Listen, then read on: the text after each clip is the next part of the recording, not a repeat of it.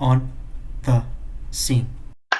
Okay, so here we are. This is your another episode of the podcast. Here we'll be discussing the picture of Dorian Gray and Citizen Kane. It is your lovely and very handsome host, Mr. T, co-host. Any words you like to say? Yeah, I thought it was a pretty solid book, actually. I thought the prose was quite eloquent and maybe not quaint, as I would put it, but it had a real transportive quality to it. And I feel like that was very integral towards the underlying sequence in which Henry is explaining his world philosophy often to Dorian. And in a way, is a good indicator of the different philosophies of the characters throughout the book. Because I mean, this is a very dense character study, I feel like, and the different ways that Basil and Lord Inway and Dorian interact through their different philosophies, and how Henry basically melds Dorian to be alike to him, but created something so vile.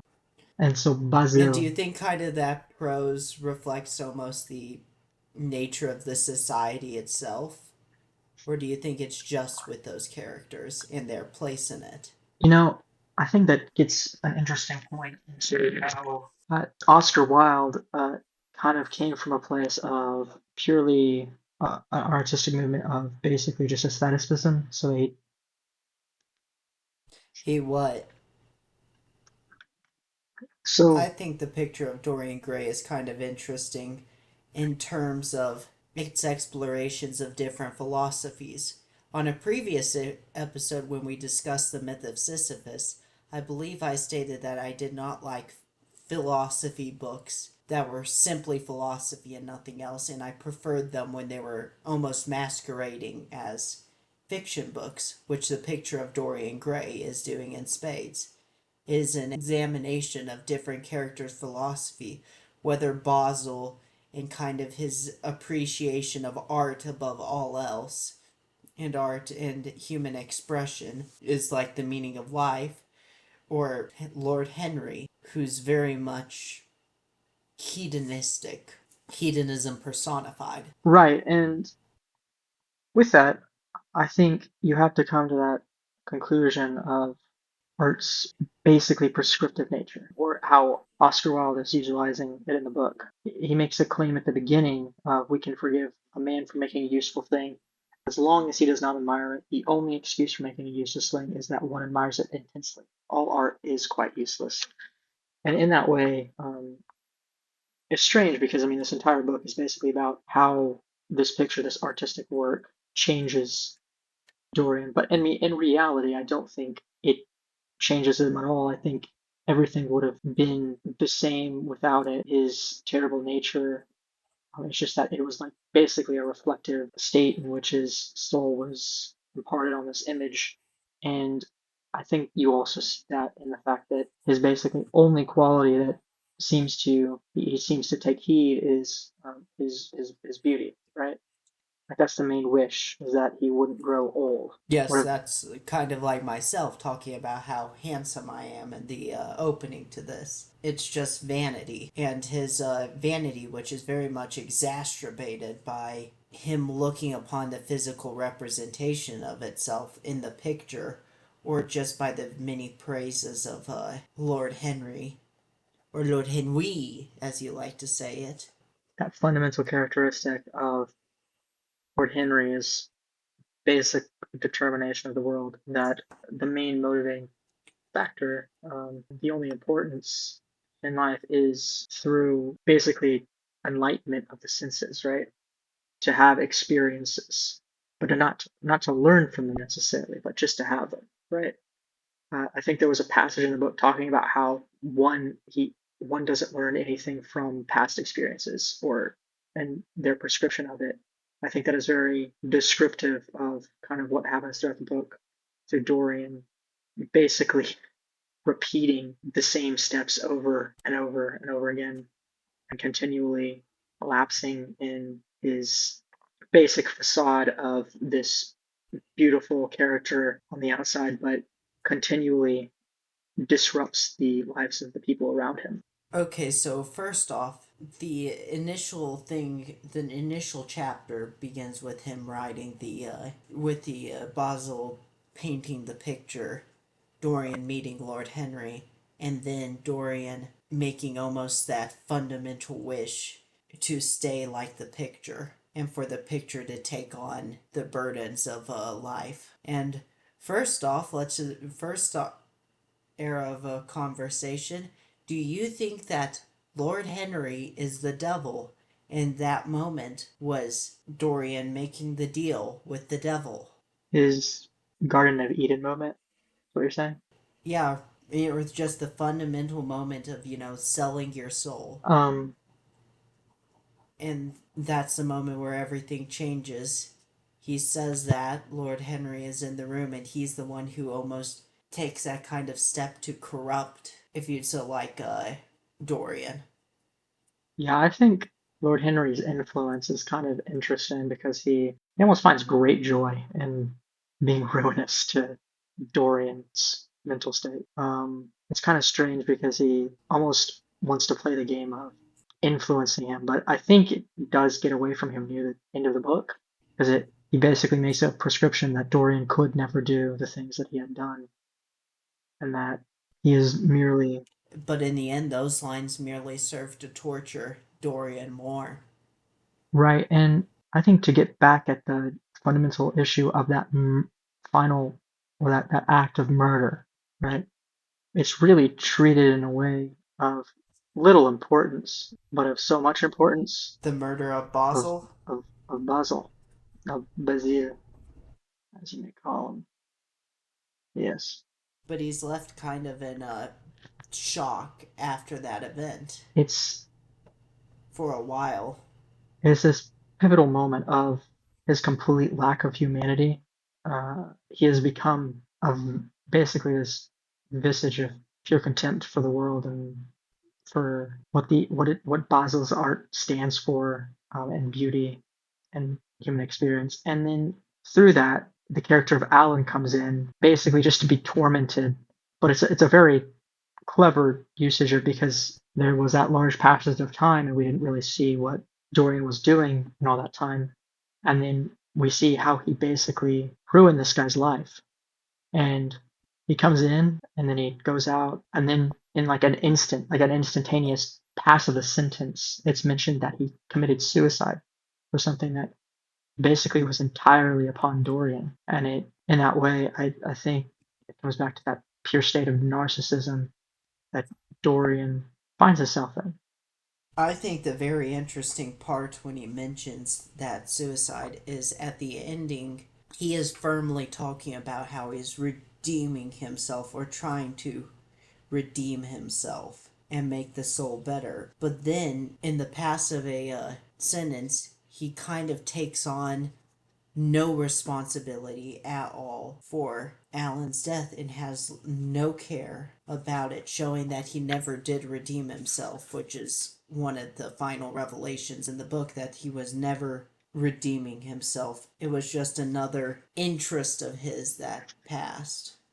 Yeah, I think it all come finally wraps up very succinctly in that ending where he rips apart all that was vile of him because he hated looking upon that picture because it almost reflected in him all the well, I mean it did reflect all of his worst qualities, all of his worst mistakes. Like it was his past incarnate, and he didn't want to think about the past. The past was always, in a way, 10 feet from it. Like he isolated himself from any mention of the past because the main thing was is that that harbored basically every fear that he had, right? When James comes in and basically mentions that he wishes to murder him, and he utilizes his escape from the past, being that portrait, his youth, to get away from that, and then befalls that very coincidental circumstance of him being shot in the bushes. It's kind of so ironic that his own hand, not the hand of the people he besmirched. that would lay bare all he had wanted to hide from the world. Yeah. I think that point's kind of interesting when you're comparing the movie, the representation of the past, because, spoilers, but in the Citizen Kane, Rosebud ends up being more just a representation of his past. The final words, the final thoughts of Charles Foster Kane is the past that he had lost. And I think it is kind of an interesting parallel, the character, because in the movie, it's basically that loss of innocence, that loss of like he basically never had a childhood. He was always meant to be that the standards for what he was supposed to be was always predestined. And in a way, I think that kind of like parallels the progression of Dorian, that his beauty, basically where he was taken, was always going to lead to his path of much extravagance yet Self self-destruction. Yes. destruction? I think there was a line in Citizen Kane that does kind of point to some of the interesting characteristics of Dorian Gray as well. There was a line said by one of the characters where he basically says that old age is the only disease that we never hope to get well from. And I think in a way that is what Dorian is trying to escape. He's trying to escape old age, the violence that comes with it, but in a way that shows his true characteristics through his actions. The horrible thing about him, the most horrid thing about him was the fact that he was so vain that he couldn't even see what he was doing to other people. That I think the interesting thing is he holds himself so much above the rest of the world, kind of like Lord Henry did. He holds himself above Sybil Vane in that initial moment where she doesn't meet his lofty standards for performance. That performance which Lord Henry was there for, almost as a figure foreshadowing the doom, or perhaps causing it under the theory that he is the devil. And then that he holds himself above everyone as kind of the time goes on. And he's no longer human. He no longer views himself as that. He is above everyone and above everything. He only cares solely about his own well being. I love the interesting character detail of like Lord Henry like often speaks in like dichotomies. Like he often uses that frame of speech where he he often utilizes paradoxes to bring across his almost impossible philosophy about the world. He finds pleasure in the most vain of things, but uh, And in the end, him and Basil's influence seem to change. Basil being the angel on his shoulder, and Lord Henry being the demon on the shoulder. Basil, who in this line that I've picked up says, I believe this is Basil at least, you have a wonderful influence. Let it be for good, not for evil. They say that you corrupt everyone with whom you become intimate. And then while he's talking about kind of all of Dorian's corrupting influence that Dorian is completely apathetic about, it's not that he even hates the people, it's that he is solely apathetic. The only person in the end that he hates is Basil and himself. But Basil's there telling him to do good, yet he kills that. He kills him, choosing to follow Lord Henry's philosophy almost until the end.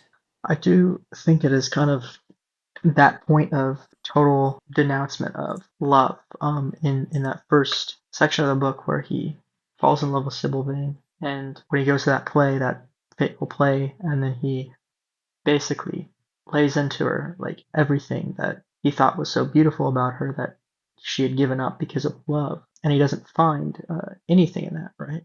Because to him, beauty is merely the facade on which he can view life, right? Like it's about the appearance. It's always about appearance. It's the appearances.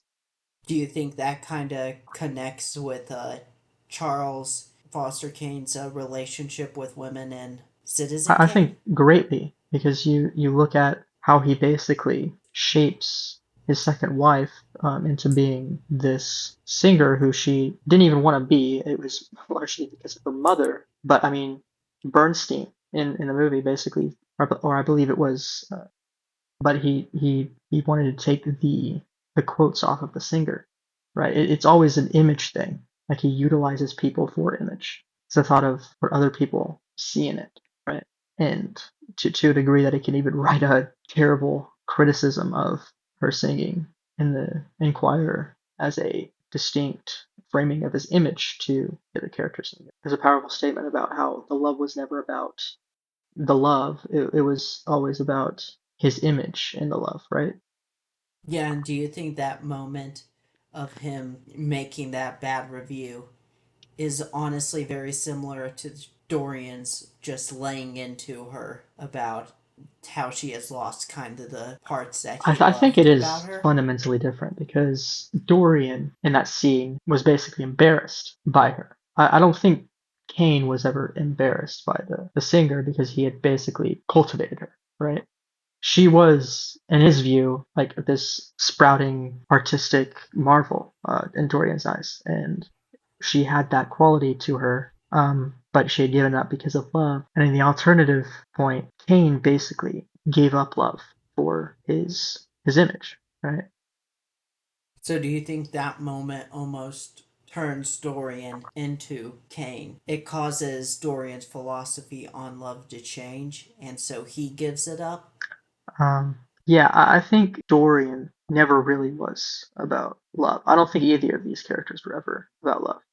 But it does come because Dorian is a very fickle character. He kind of melds his philosophy, which is also found in Kane in spades throughout the movie. But you see that in when he first sees the picture, he wants to go back and mend things with her until he is notified of her suicide, which is I think the catalyst for basically his self-destruction was her suicide. In literal terms, that someone might want to come take revenge on him, but also that main catalyst of viewing death not as a horrid thing to happen, but as like a artistic expression of the human soul or something. It wasn't his point of no return, but he viewed it as his point of no return. And then he almost had the kind of philosophy to sin after that point. Like I think some people honestly do in the real world. Just, okay, I'm already, like in the Christian mind view, okay, I'm already going to go to hell. Might as well just do as much as I can Not now. necessarily even that. It's just his lack of understanding. I think that comes up with Alan comes to the house. He wants to. He's basically a complete psychopath. He can't even understand what the other person has to ascertain from the relationship, right? He tries to present it as something that it's not, right? He wants to pretend like the pain that he inflicted on this person, that he undoubtedly knows he inflicted, but he can't live in the past. Like he's only in a present moment until he finally just blackmails him and gives no credence to what happens after that. I did kind of find it strange how he basically tried courting Alan in that sequence, in that scene, because it seems so antithetical to what he was, because he already had such a horrid influence over him. Kind of strange why he would try to woo him in that way. Well, there's a ton of discourse about this book being very homosexually coded, which also is in some part, because of the Right. history of the author. I think for Dorian Gray, he just cares nothing about love. He cares nothing about other people. He cares mainly for just what satisfies him in that moment. And if something is interesting to him, whether playing with the emotions of other people, he will do it just for the momentary interest it brings him. But going back to that final moment of his reflection and point of wanting to revitalize things with Sybil, I think it does kind of lend credence to this fact that he only did that after seeing the horrid portrait, right? It was seeing his own beauty manifested to him. And in a way, it was only because of that. It showed how it could affect him and not how it would affect the other people. Because his image was at stake. He needed to utilize her, this love to basically keep his image in a state that he could be happy with, be content with. I think that is a close parallel to Kane in the movie because he basically is this fickle man who is only courting the opinion of the public. He only cares what the public think of him, right? The adoration of the public. But I think that is also contrary to Dorian because Dorian doesn't so much as care about the public. He only cares about the experience. It's the experience of the purpose. He finds no purpose through life except through his vanity.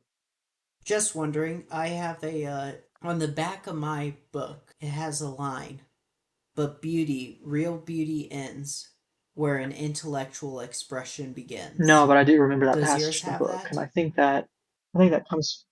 In mine, it has it straight on the back of the book. It only has one line, no synopsis, nothing. Just says the picture of Dorian Gray, complete and unbridged. But real beauty ends where an intellectual expression begins. And in the end, I think that's kind of contrary to his whole thing. It's almost putting the real beauty of him in the beginning, where he wasn't making all these philosophical statements where with Lord Henry, where he wasn't looking after all this art and viewing the artistic expression in such a intellectual means. I think chapter 11, which is probably the most hated part of the book online when I looked it up, because it is very long and very dense and it kind of stops the pace of the book, is actually great in terms of atmosphere and putting you through the mind space of Dorian in this moment. And it's just him. He finds something new, finds something to almost express himself or that expresses him, and then he loses interest. He becomes apathetic. He has this new plaything. He That's loves kind of this this form of view of art, art, but then this he view of chooses art not to as care about purely it, momentary. Like there's nothing to be gleaned. which is different from Basil, who in in the portrait, Basil put a piece of himself almost in there, and he viewed it as a super long term thing. Even in his last moments, he's talking about it, while Dorian views it only for the momentary. They're almost at two sides of the same mirror. I do think to a degree, Would you agree with that? Basil sees the corruptness of Dorian. In a way, finds himself finding great pleasure and passion in a person whom nothing seems to exist on the plane deeper than the face. And I think he comes to turn. I think his death in a way is his capture. Right? What do you think of, in the end of the book, Dorian's kind of acts of redeeming himself, in which case, in him being proven wrong in that? Which basically his acts of redeeming himself is ghosting a girl, which I wonder could be a reflection of ghosting in modern culture, but that's a discussion for a different time. His little acts, and if that's just vanity. Kind of always ropes back around to these acts of redemption, and it's almost never contending with his past actions. It's always contending with his future actions. And I think because of that, because of him hiding that portrait, he doesn't want to contend with the fact that he's become basically this horrible, vile person, but at the same time to really make real change to oneself, you would have to confront that within you. But all he decidedly wants to do is to step away from doing the things that led him down that path in the first place. But he can't even start to describe what was happening. It was always something else, and it leads him back to that circular logic. He is one big circle of torment on the population. He is kind of this vanity incarnate in which the other people find great pleasure in being around until they truly know his true nature. You can see him as kind of like this stand-in for that characteristic, and that he comes into contact with people and only the second half of the book only influences them basically negatively. I don't think he had one positive interaction with people. So, do you think? I think we're almost running out of time, but let's do one more point here. In Citizen Kane, I already mentioned that there's in the picture of Dorian Gray, the devil on one side of the shoulder and then the angel on the other. Is there that kind of dichotomy there in Citizen Kane as well? Is there a corrupting influence other than the almighty dollar for Charles Foster Kane? I think the main motivating factor that he finds is his it's kind of a lack of it's his lack of firm Image. foundation in Citizen Kane, right? Whereas Dorian finds it in an outside influencing factor through Henry. Foster Kane basically finds himself at a crossroads of wanting to find validation in the world in which he had gotten none in his childhood, and is always trying to find that way of getting something out of it. But because he was basically raised through the bank, somebody to come into great wealth from an early age, it's as he said, he would have been a great man had he not been rich. The riches were basically the sole influencing factor. Okay, well, I think we're almost done for today. I think it is very interesting comparing Dorian Gray and Charles Kane and how they're corrupted by different factors of themselves and what drives them in their downward spiral as they look onto the past as almost something they can feel but not touch, if that makes sense. Yep. They have that physical representation of it, but they can never actually return, whether it's Rosebud the sled in Citizen Kane or the titular portrait in the picture of Dorian Gray. And now let's do our final reviews. So, what would you rate a picture of Dorian Gray and Citizen Kane on a scale of 1 to 10? I thought the picture of Dorian Gray was quite great at creating a grounded philosophy of the characters, and I had very well defined characters as well. And the ending was quite well put together and thought out. And overall, I would say I would give the book an 8 out of 10. For Citizen Kane, I thought the film's quality was pretty superb. Again, there's a reason why it's considered one of the greatest of all time. The use of deep focus and staging and lighting were pretty phenomenal, as all things. And I also thought the ending and the entire framing of the movie was incredibly ahead of its time. Again, I would probably give Citizen Kane an 8 out of 10 as well. So, Okay, I would probably. At first, I rated a picture of Dorian Gray a 7.5, but after thought and discussion, I raised mine to an 8, a mid 8, in fact. And I really liked it. I thought it did a great job of kind of depicting this character, what drives him, and turning him from a likable sort of character, and then showing you his headspace as he descends into apathy and cruelty. And for Citizen Kane, I think it is also works quite well as a character study, but I think it works well as a character study in an ever-changing world. Again, you're showing the change and almost downfall of an individual, but there, I think there's never a point you dislike Charles Kane as much as you may dislike Dorian after Dorian kills Basil, for example. But I think it's pretty good. I'd rate both an 8 out of 10. I prefer Casablanca over Citizen Kane, but Citizen Kane is a pretty great older film. I think it very well paced with ahead of its time filmography, cinematography, and I do think it starts somewhat slow personally, but it picks up quite a bit in the middle. all right. Well, Well, since I suggested these last time, what are your suggestions for next time? for my final suggestion, I would like to suggest One Flew Over the Cuckoo's Nest, the book, and then One Flew Over the Cuckoo's Nest, the movie. Well, it was thanks for watching, and I hope that you look forward to a next episode coming out.